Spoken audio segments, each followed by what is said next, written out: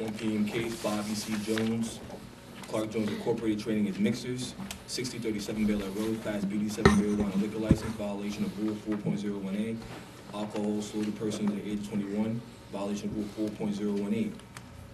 Licensee providing live entertainment without liquor board or zoning board approval, violation of Rule 3.02.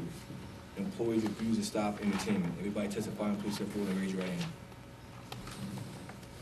Do you swear or affirm the testimony that you're about to give will be the truth, whole truth, and nothing but the truth? I do. Good afternoon. Good afternoon. For the record, Melvin J. Kanensky, representing the licensee. There would be an admission to the minors, and I'll make a argument with regarding whether it's their first time or not, do with what it's in your record. As to the other two, first of all, I talked with Inspector Fitzgerald about this, and the question is whether there was a failure to cooperate or she could hear. As to the Rule 4.18, I don't know whether I can ask you to hold any findings sub curia, because talking to the licensee, apparently this place had karaoke for long before the law changed. I cannot verify that at this time, because before they changed the law, it was not considered live entertainment. Then it changed about 7 or 8 years ago, where they did. The people who had it before were grandfathered in. I can't. The licensee said when he bought the place, they had it and they had been having it. So I can't verify that at this point. All right. All right, so we'll enter denial as to all other charges other than the 4.01A. We'll hear from Agent Fitzgerald at this time. Yes, sir. January 23rd, 2013, we entered the location, and the cadet, Mr. Hirsch, purchased Miller Lite, paid $2.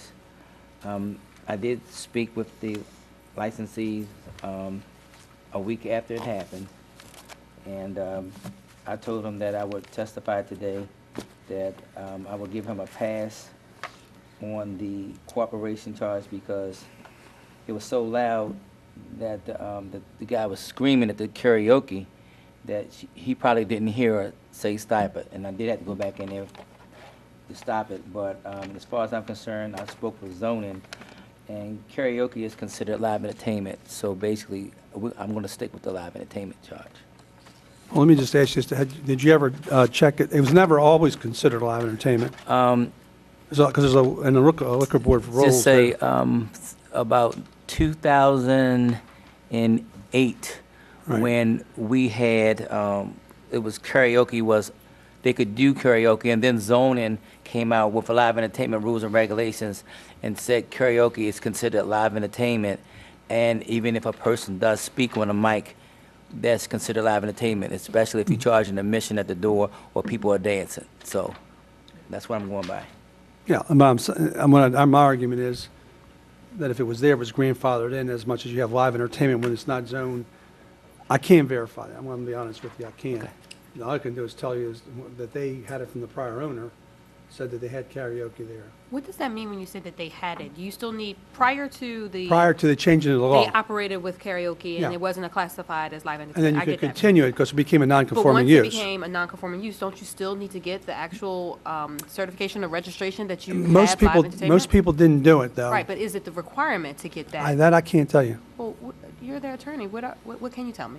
I can tell you that it's a continuation of a non-conforming use. As though you have R8 non-conforming, if you have an R8 non-conforming and then you have a tavern there, you don't have to go get another use. It continues as long as you keep the use and don't lose it for a year. And no change in ownership, that doesn't have anything No, to do because with the it? use goes with the property, not with Not the with the owner. owner. Right.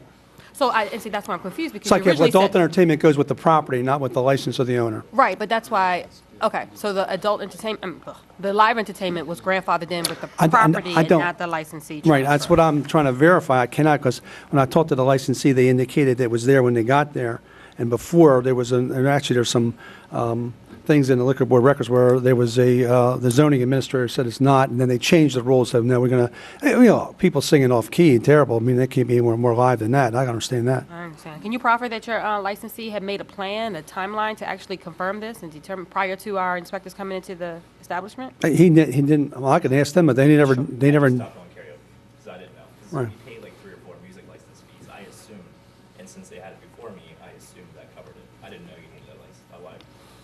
If you do Hadn't been cited karaoke. before that either. Bands, DJs, yeah, I got it, but karaoke, it's not entertaining. So where are we now? Where are we now? There's no plans to have live entertainment, or? Well, we'll have We're going to to. look to see if we can. Just to do verify karaoke, not prior- live entertainment. Prior owner as to how long and when they had it, and try to verify through. And that you know? Just for the record, karaoke, it's not grandfathered and Oh, I you don't, must apply for a live. right, well, no one told me that when I got my liquor license. They don't tell you, you need this, this, this, and this, you know, and they always had karaoke, I A lot assumed. of properties don't have even uses applied to them.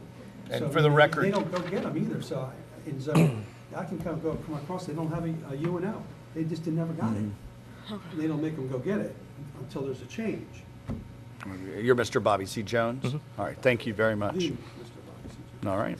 Bobby Is Jones. there anything else, any other testimony, calling witnesses? I mean, with regard to he explained to the situation of live entertainment, when they canceled the people on the serving minors, and I think the last time, I think it indicated they never appeared before the board for any violations. It was when the board would send the letters out Sure. for gambling and so forth. This is the first time they've appeared before the board, so the board can then instruct them, say, listen, not that they didn't know, they didn't have to treat this very seriously. We'd like to have that take that into consideration. I still don't think that you could do it the other way, but that's my department opinion. The same thing with non-conforming uses. All right, Thank thank you. you. We'll go off the record.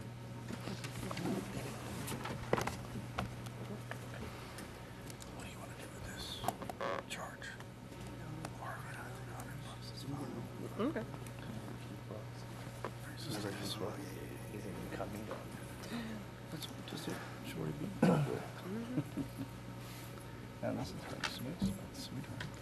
Yeah. Mm-hmm. And how long?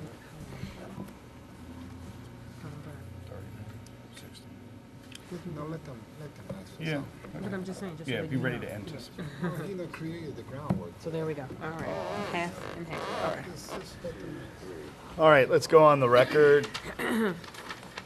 Decision phase, February 21st, 2013, Bobby C. Jones, Clark Jones, Inc., trading as Mixers, 6037 Belair Road.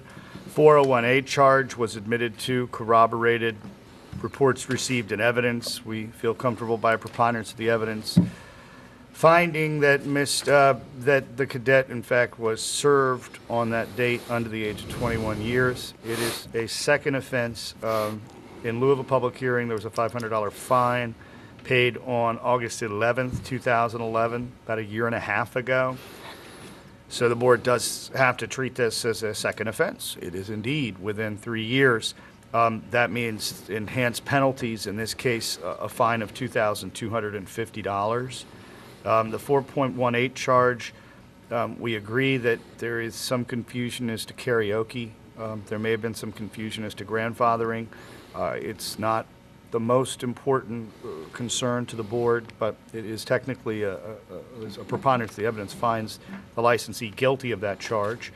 It's a $100 fine. The 3.02 non-cooperation charge was requested dismissed by Agent Fitzgerald, and the board has granted that. There's also a $125 hearing fee, so it'll be a $2,475 fine. How soon can your clients pay? Within 30 days? We love it.